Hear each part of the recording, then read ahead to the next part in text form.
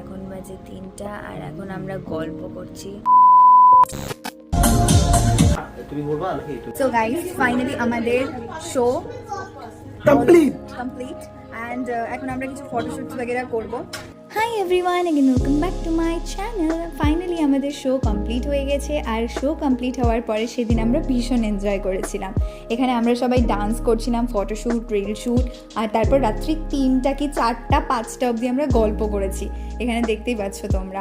তারপর সকালবেলা উঠেই চলে যাই মালদার ফেমাস একটা দোকানে যেখানে পুরি পাওয়া যায়, খুবই টেস্টি হয় খেতে। তারপরে পিএম গ্র্যান্ড রিসর্টকে টাটা বলে চলে আসি দিদির বাড়িতে আর কুক করি ইয়াম্মি ম্যাগি।